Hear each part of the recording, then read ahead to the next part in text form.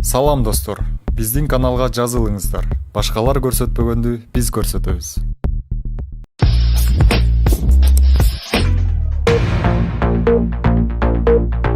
Саламатсызбы? Эгер биздин каналда биринчи болуп жатсаңыз, подписаться кнопкасын басып, каналга катталып коюңуз.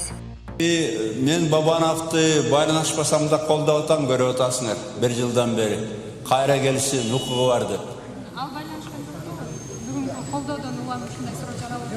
Bir күнү бушат, байланышат, келип калабы ким билет эртең деле. Ал өзү билет да өзү чечет.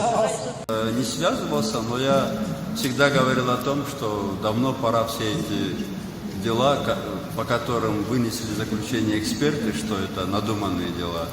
Тем более вот по одному делу, по Онадыру экспертиза была лингвистическая, что-то придуманная вещь. А по второму, вот Канат Исаев же, он наоборот в роли обвинителя выступает. Как можно так? Один от этого дела скрывается в Москве, а второй командует депутатами. Это абсурд какой-то. Это время такое в Кыргызстане позорное, конечно. И что-то Бабанову тоже давно сюда вернуться не боятся, честно говоря. В обиду не дадим. Өмүрбек Бабановдун Онадырда айтылган сөзү бир топ кыргыздардын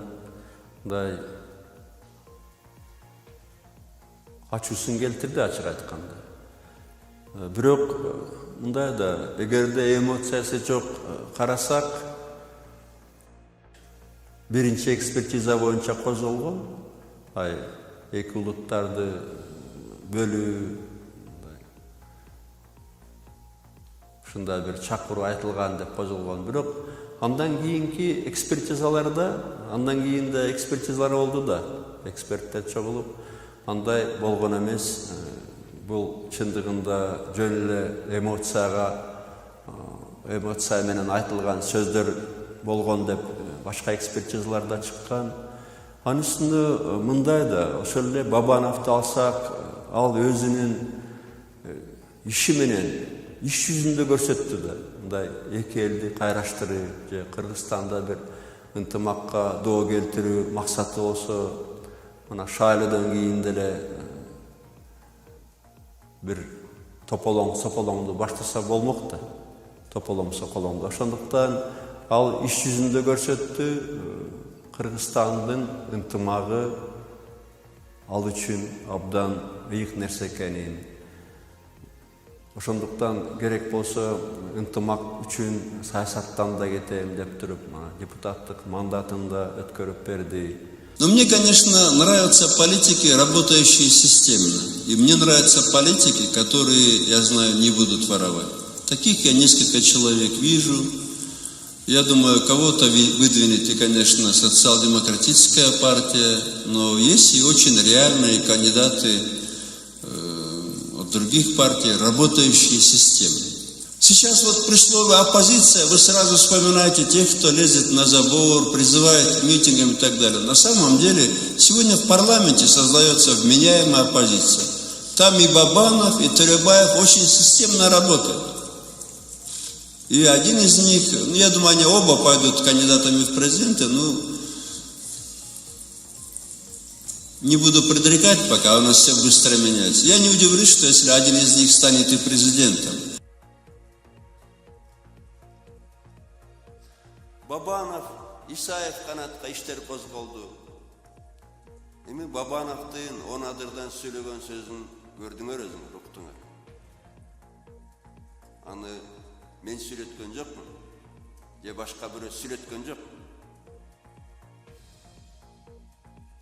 Кыргыздарга барганда ак калпагын кийип алып, Манас жөнүндө сүйлөйт. Онадырга барганда мен уктум эмне сүйлөгөн. Эгерде сен кыргызча билбесең, орусча котортуп дагып көрөм. Дагып көрөм да жакшылап. Бабановиттерди көрдүм мен Манастан. 300 Бабановит чыгып алып талаштан Манас атабыздын сөзүн окутпай ишкирип атат. Нуксот чеч, мен ачык айтайын. Мен Бабановду чындыгында аяп элем. Келечеги чоң жигит болчу. Өзүнүн мамлекетине каршы чыкпай, бирөөлөргө сатылбай, акырын эле түз кете берсе, бирдемени даярдабай. Қача болмақ ақшаға сатылды. Мына Исаев қана түрмеде отырады. Момдай сұрауларды берерін білгенбіз, ошондуктан бір-екі видео көрдіңер, бірақ ал видеолардан башқа документтер, көрсөтмөлөр да барды. Ошол күндөрү ары-бери акча чачып атканда Бабанов курал сатам деп полковник спецслужб келип кармалып отурбайбы түрмөдө.